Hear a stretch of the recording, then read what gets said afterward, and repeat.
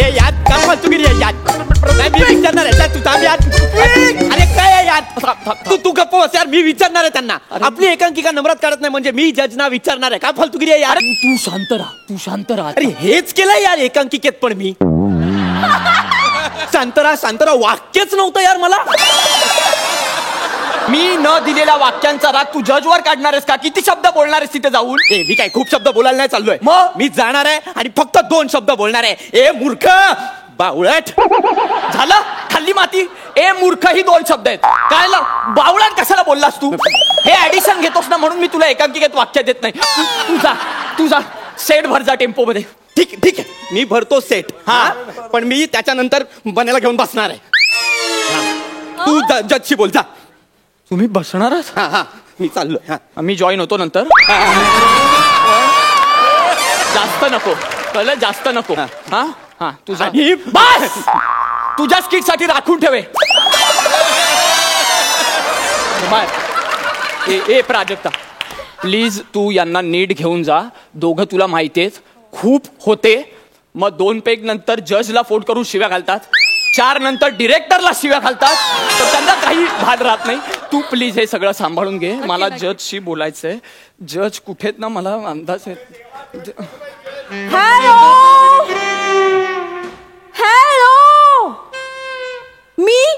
मी item dance करते. पर सुपारी मी 1 लाख रुपये घेईन. हो कॉस्ट्युम मी स्वतःचेच यूज करणार. तुमचे कॉस्ट्युम मी यूज करणार नाही. हा आणि ते त्याच्यात नाही. स्टेजचे अळग. हा मी माझ्या मॅनेजरशी बोलून घ्या. मी तुम्हाला नंतर कॉल करते. हा मॅम सॉरी मी डिस्टर्ब करतो थोडं. ऍक्च्युली मी बोलायला आलो होतो. तुम्ही आता या स्पर्धेला परीक्षक होतात ना? 1 मिनिट. काय आय एम सॉरी माझं तसं काही म्हणणं नाही. जज आय वॉज जज. भलत्याच कॉमेडी आहात तुम्ही. घेत असता ते. अहो काय झालं मी याच्यात पार्टिसिपंट होतो. नमस्कार मी निमिष कुलकर्णी AC कॉलेज ज्याची एकांकिका होती ज्यात आम्ही परफॉर्म केली. आता या स्पर्धेला जिथे तुम्ही परीक्षक होता. 1 मिनिट. काय झालं? जज तेच होतात तुम्ही मॅडम. तर ते आमची जी बाबूशेठ भाई यांना एकांकिका स्पर्धा होती नाही तुमची जिथे तुम्ही जज होतात तिथे आमची एकांकिका होती सत्याचा साक्षीदार. मग करू नका. मी माझ्या एकांकिकेचा मुद्दा घेऊन आलोय. तुम्ही का नाही काढलीत? तुम्ही प्लीज मला उत्तर द्या परीक्षक म्हणून. 1 मिनिट. अरे काय झालं यार? आय वॉज टेलिंग जजलाच मराठीत परीक्षक म्हणतात मॅडम. हो का? आय वॉज थॉटिंग की परीक्षक दॅट वॉज कठीण आणि जज म्हणजे सोपं. मग मी त्यांना बोलले की मी जज म्हणून येईल पण ते हे म्हणून नाही. ते हे परीक्षक मला उच्चारता पण येत नाही. लाज वाटली पाहिजे मग याची. का मी जज म्हणून आले? अहो जज बोलायला काय विशेष कष्ट लागतात. जो या अक्षराचा फंबल पडला तरी जज होत. जज आपण कंटिन्यू करूया. पण तुम्ही प्लीज आता मला ना तुमच्या या वागण्यावरून अजिबात असं कळत नाहीये की तुम्ही या जजच्या सीटवर बसण्यासारख्या आहात. काहीतरी कळतं का तुम्हाला? मला सगळं कळतं. काय कळतं तुम्हाला? मी डान्स मध्ये विरासत आहे. किमान इथे तरी चुकू नका हो. विशारद आहे ते. विरासत म्हणजे विरासदो. अहो पण डान्सचा आणि नाटकाचा काय संबंध आहे? हे लागतं ना. काय? हे एक्सप्रेशन. पण मग ते नाटकात वेगळे असतात. डान्सचा काय संबंध? एकच असतात. अरे पण मी खूप डिसअपॉइंटेड झाले आहे. कशामुळे? तुमच्या एकाही शीड मध्ये डान्स नव्हता.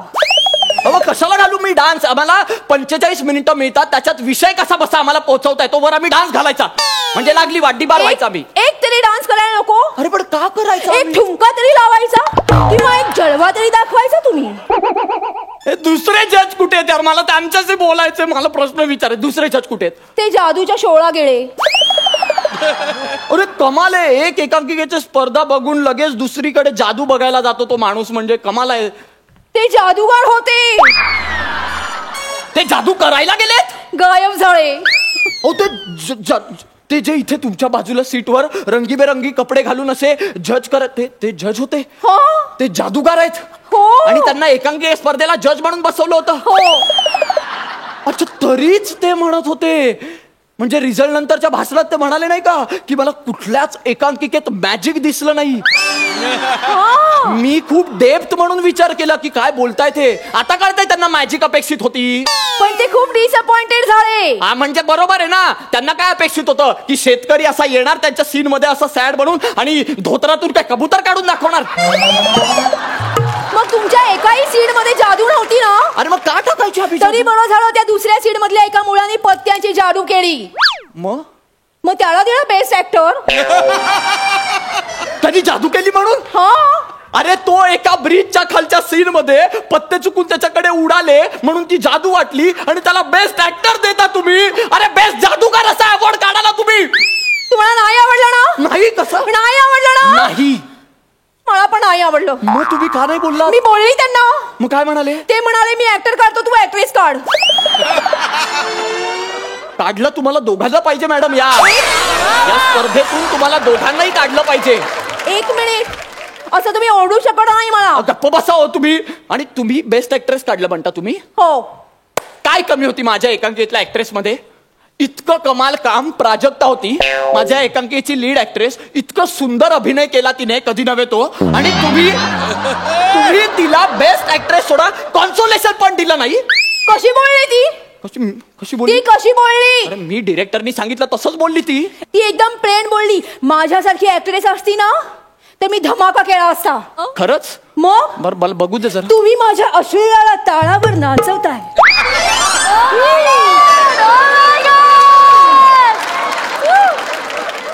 तुम्ही माझ्या अश्लीलाला तालावर नाच. तू खूप चांगलं काम करतेस बाळा. अप्रतिम काम करतेस तू. काय आहे हे. काय आहे.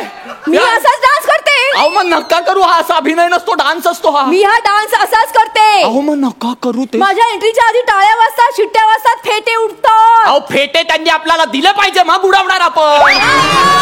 हे असं परफॉर्म केलं तर कसं देणार फेटे. अहो अनाउन्समेंट होते कसली? की वसईचा नाका फेम, सौंदर्याचा आयटम बॉम्ब, चैत्य म्हटल्यावर सगळं पब्लिक असं चैत्यवतं. आणि मग मी एंट्री करते. हे पोलिसा जुकत पातली तिला मोराचा लागलाय ना. पोलिसा जुकत पातली तिला मोराचा लागलाय ना. साधारण लाज आणताय तुम्ही एकूणच ऑर्गनायझरच्या डिसिजनला मॅडम. हे असं करू नका. हा तुमचा क्रायटेरिया असू शकतो का कोणालाही बेस्ट ऍक्ट्रेस देण्याचा.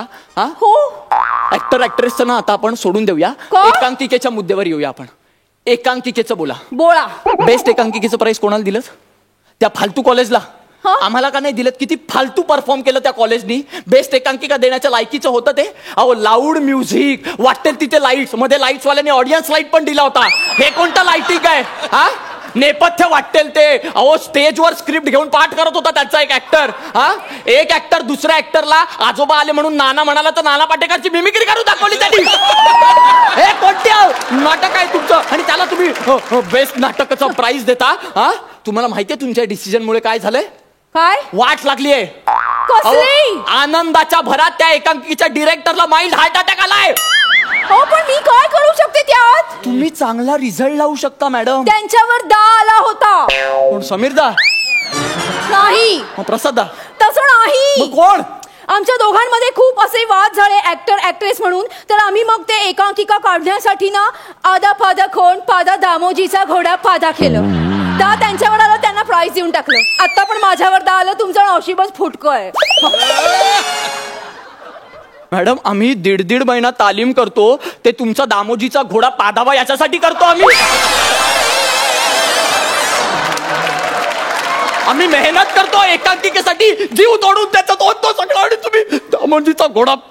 म्हणजे इथे जे सगळे बसले आहेत ते मेहनत करून आले आहेत. त्यांचा कोणाचाच घोडा पादळा नाही.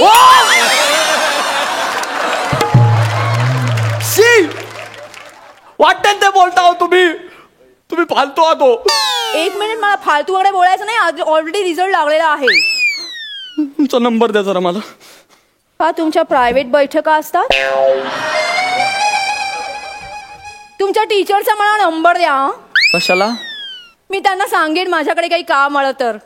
म्हणजे मी 2 एंट्री डान्स करीन आणि मध्ये तुम्ही तुमची कॉमेडी ठोका. मी कॉस्ट्युम चेंज करायला जाईल ना, मग तेव्हा तुम्ही कॉमेडी ठोका. मग मी कॉस्ट्युम चेंज करून आल्यावर शिट्टी वाढेल, मग तुम्ही आउट, मी इन. साधारण वाईटच दिवस आलेत नाटकावर असं जाणवायला लागलंय मला. मॅडम, कळलं का तुम्हाला? तुमचा नंबर सांगा प्लीज. आमची बैठक ऑलरेडी सुरू झाली आहे. मी तिथे जॉईन नव्हतो आणि मग तुमचा नंबर देतो. नंबर सांगा. घेताय नंबर? या. 9 8 2 3 4 5 6.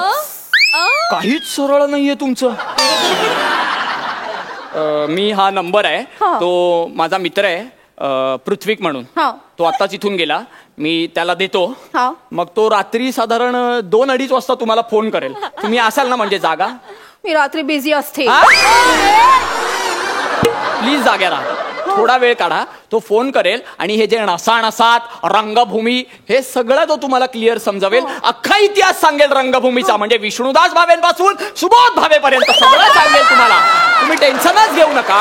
हा, आणि अजिबात काळजी करू नका. म्हणजे सुरुवातीला तो तुम्हाला प्रायोगिक रंगभूमीपासून सगळं सांगेल. 2 पेग गेले की व्यावसायिक रंगभूमीपर्यंत येईल. 4 पेग गेले की डायरेक्ट तो सूडच उगवतो आणि मग समांतर रंगभूमीमध्ये कुठेतरी येते. पण तुम्ही सांगा ना. नाही, मी नाही सांगणार. तुम्ही नाही, तुम्ही पृथ्वीशी बोला. प्रायव्हेट बैठका घेऊ आपण इकडे.